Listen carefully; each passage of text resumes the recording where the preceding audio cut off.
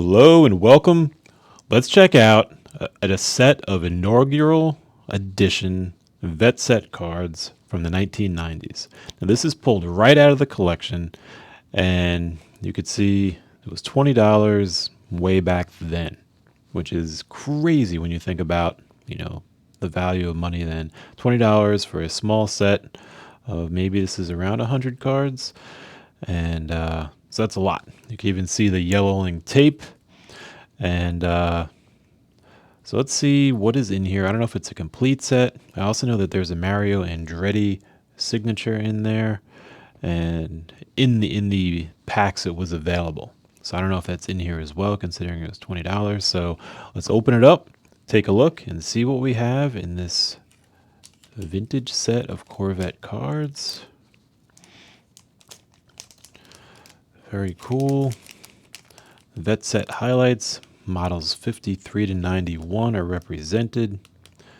Original factory photos, 6-color coated gloss cardstock, photos on front and back. Stats include production numbers, prices, serial numbers, engine options, etc. And there is a subset of racing superstar and kart all-time leading money winner Mario Andretti, 2,500 autographed cards randomly inserted. All right. So here we have our checklist. I'm going to very gently turn these over. Let's put this box aside and see what these cards have going on. All right. So here's our checklist, and it's showing cards 1 through 51. And if we flip it, we go 52 through 100. And this card being number 100, and this one is 99. So this may be the complete set. That'll be pretty cool. So let's flip it over and check out what we've got going on here. So this looks like card number 1. Yep. So if I had to guess, this is a complete set, 1 through 100 with the wrapper on front. So let's take a look through and see what we've got going on. So here's a 53 Vette, and we make sure our focus is right. There we go. And it has production numbers on top, which is pretty cool. We'll just look at the back for the first few. Manufacturer there, production numbers on top, only 300. The base price at the time in 1953. Colors available, engine options, and here's some detailed photos of that model.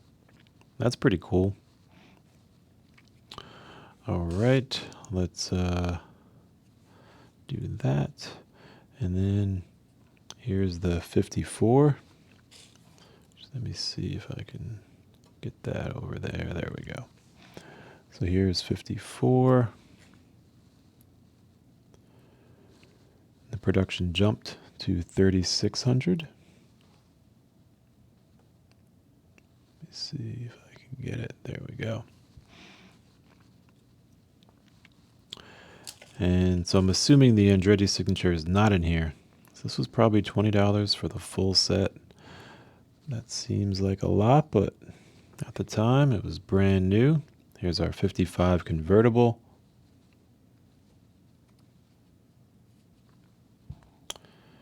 And the 56 convertible.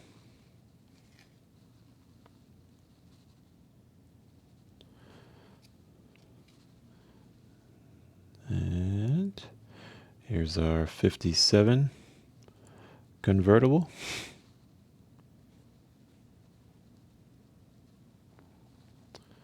There we go. And the 58. Also the convertible.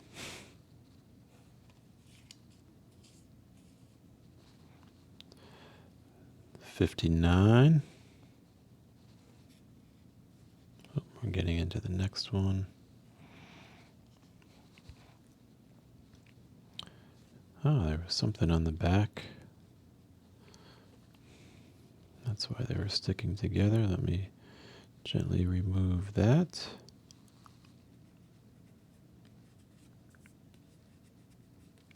All right.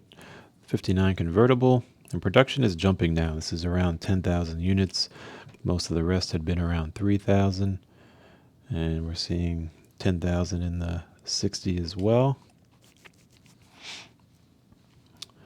And here we go, 61.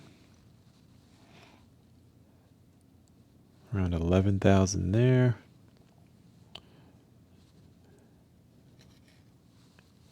And I'll just kind of run through these. 15,000. So we're starting to see an increase in here.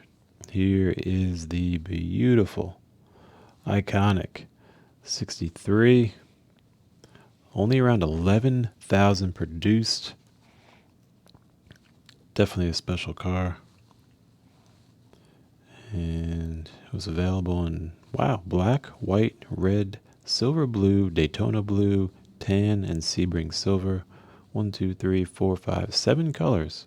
And only 10,000 units. It's pretty incredible. And here we have the Corvette logo. And designates the year models 53 to 55. And we got the 63 convertible. This had a production of around 11,000 and a starting price of around 4,000. And the 64 production dropped to around 8,000. Another view of the 64. We're looking at around 13,000 production there. And the 65. 8,000 again. So it looked like production peaked at this point in 63. And then here we go, 65 convertible, a production of 15,000. That seems to be our new highest as we move into 66. Production drops to around 10,000, and here we have a new logo. This is from model years 56 to 57. This emblem was on the cars. And here we have a 66 convertible. And wow, production jumps to 17,000.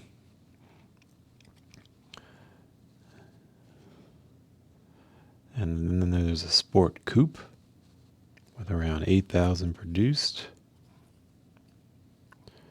And this looks like it's just the convertible. Very nice. And here's another logo. And that's from the 58 to 60. And there's flag emblems. This is number 3 of 16. So obviously some changes as it went through time. And we have model number 68, the Sport Coupe. And now you're starting to get into that kind of 70s look that would last a long time. We moved on from those early 60s designs. And now we're into the 69. And production starts to jump down to 22,000.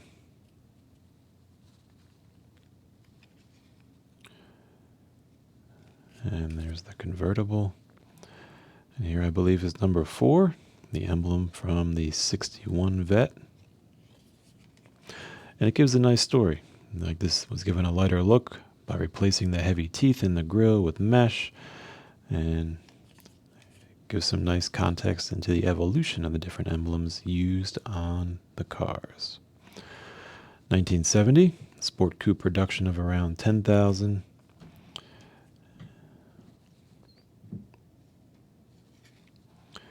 And the 70 convertible.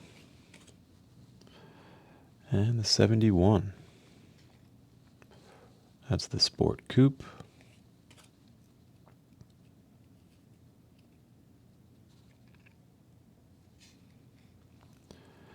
And the convertible.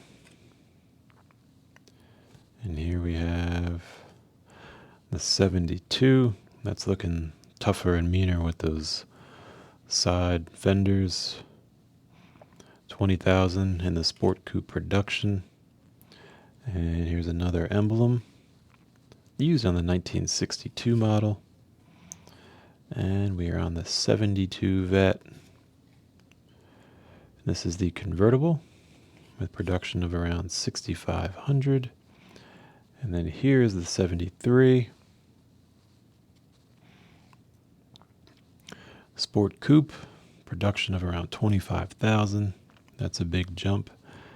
And what year was this emblem on? The 63 and 64. That one is a big one. And here we have 73. It's the convertible. It's got the rack on the back. And here's the 74 Coupe. 32,000 in production. We see it jumping up year by year. This is the 74 convertible. Now we've got 75. And the 75 convertible. That looks pretty cool. Very cool. Originally $6,000. And the 76. And production goes way up. 46,000 that year. We have the 77. 49,000 production. And a couple more emblems. Here's from 65 to 66. And this one is 67 to 72. That's a pretty long run for the emblem there. And we are back. We have 78.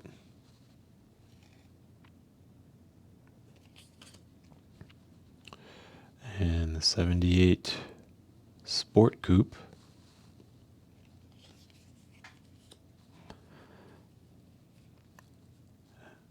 And this has the pace car painting and logoing on it. Oh, and they produced 6,500 of the pace cars, and the price was now around 13,000 for this, where the Sport Coupe was around 9,000. So the engine, let's see what the engine differences were. Here's the base, and here's the pace car. Looks like the engine options were the same.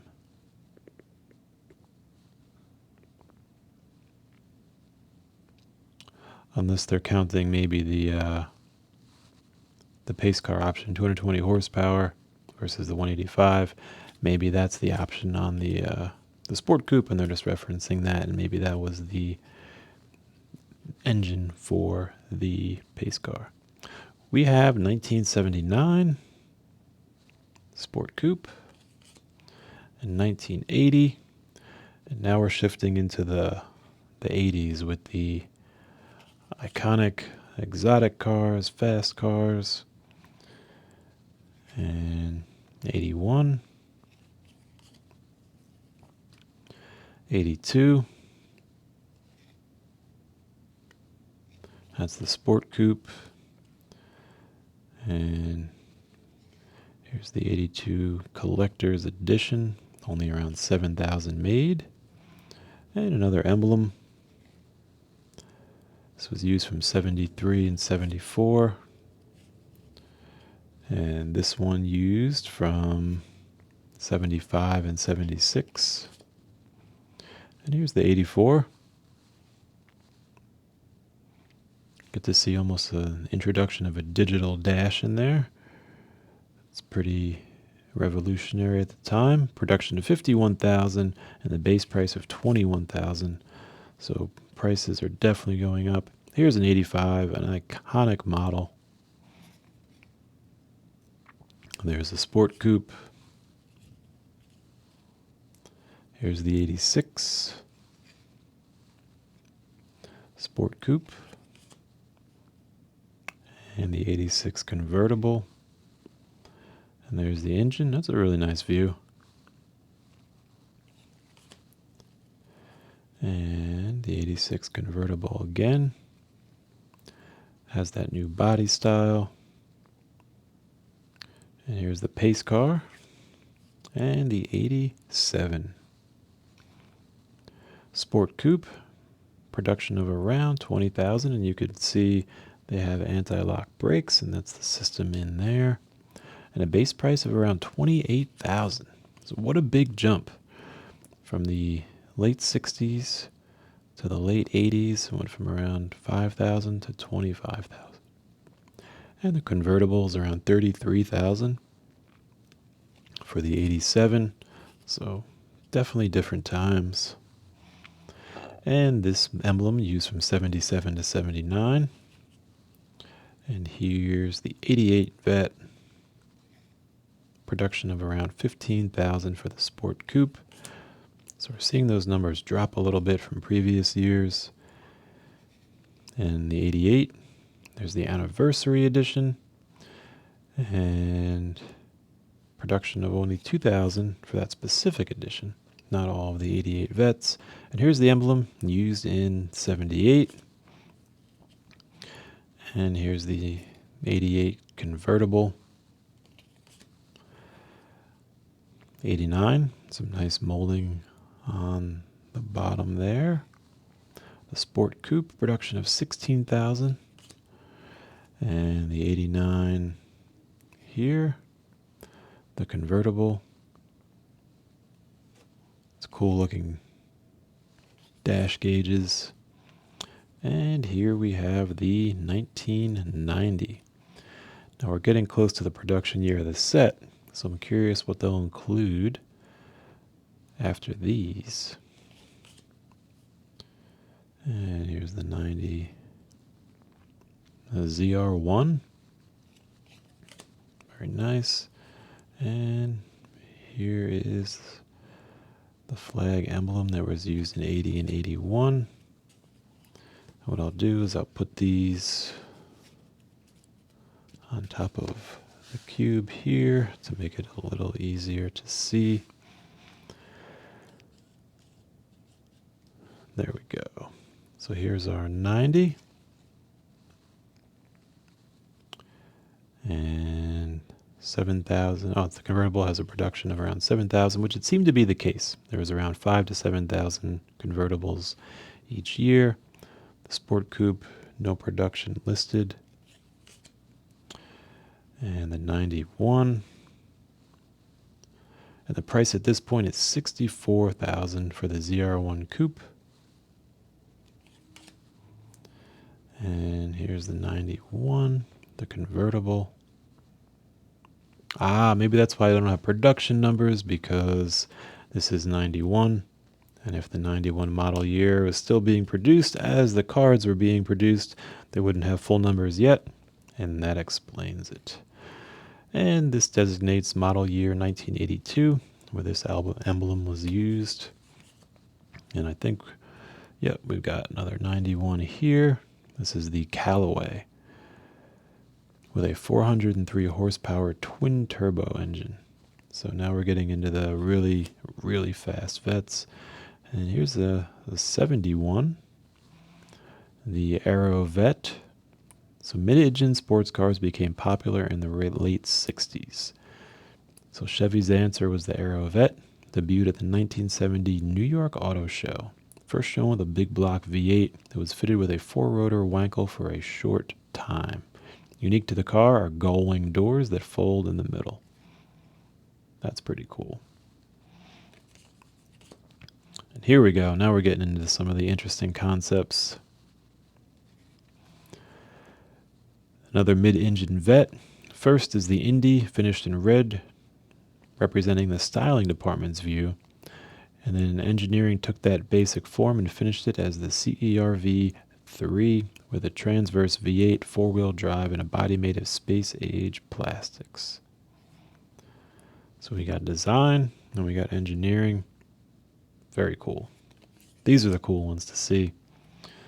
And here we have the emblem from 1982 Collector's Edition. Here we got a 59, looks like another concept model.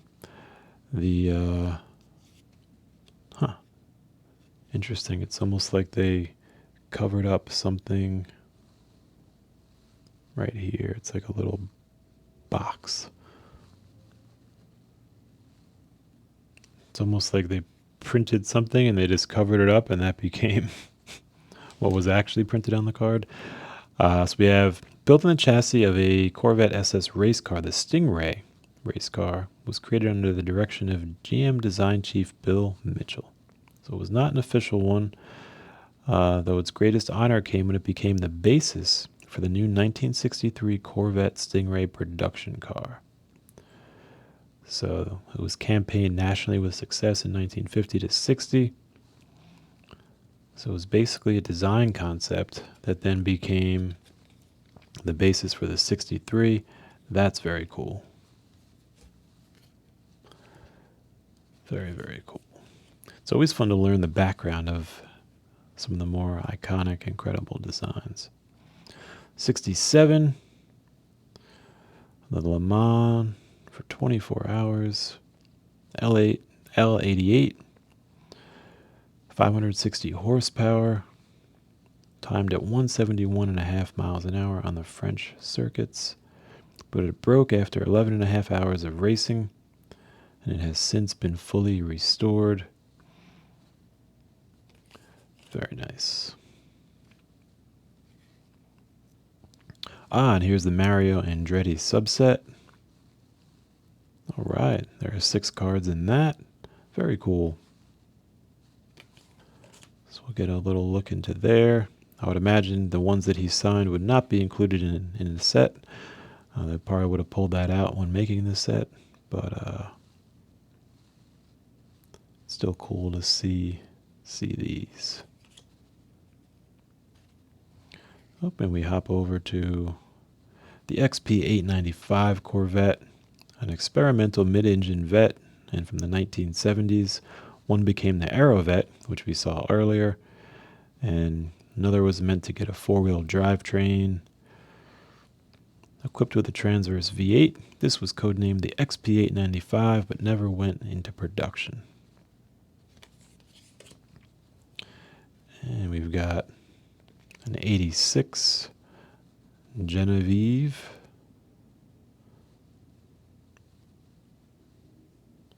Corvette or Geneve. Let me know if you have a better way of saying that.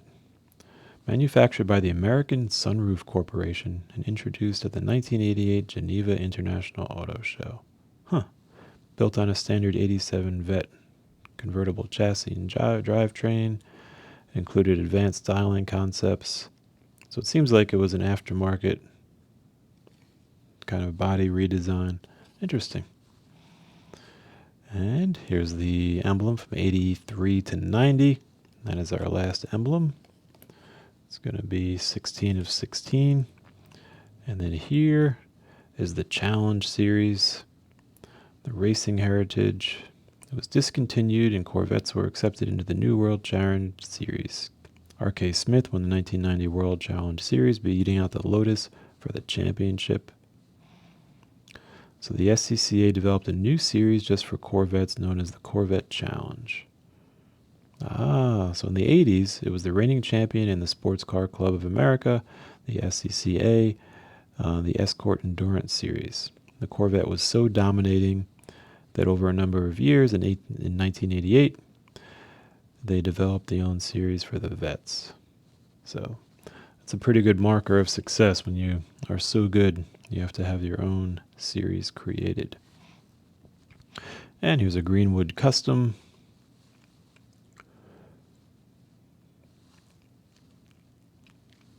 It was a special aero kit manufactured by John Greenwood. Very cool. A Corvette-powered speedboat, 1991 Corvette jet boat. And It's powered by a 1970 Corvette 460 horsepower 454 LS6 engine. So pretty cool. It was created by Robert Walker of Asheville, North Carolina. That is a very fast boat. 63. Let's check out. First shown at the 62 Auto Show, the Mako Shark show car was a look at the 1963 Stingray, which would be introduced that fall. Built on a 61 chassis, originally had a 327 V8, 327 horsepower V8, painted to resemble a shark that design chief Bill Mitchell had mounted on his wall, hence the name. So another look as we get towards that 63. We had the prototype earlier, and then we have this in the 62 Auto Show, a little preview. So very cool. And here we have more of the Mario Andretti, card number 3 of 6. Andretti 4 of 6. And the Andretti 5 of 6. And I'm going to guess it's 6 of 6. There we go. Very cool. And just a few cards to go. We have the 91 Callaway Speedster with a base price of $107,000 and a 450 horsepower engine with 18-inch wheels. And this looks like the 53 model Vette. And then we have the show car 33 years later with the V8 center mounted behind the driver. So essentially the first Vette, and then the concept model 33 years later, around 91. Incredible. And here's the checklist that we have seen before. All 100 cards here in the set. And that brings us, I will look at the Corvette set of cards, the overall Vette set, inaugural edition, and a really cool look into the history of the Vettes year by year, some with production, some with stats, a little bit of the concept, and a really cool look into history, and one of the most iconic cars of all time. So hope you had some fun, hope you learned something, and there you have it. Until next time.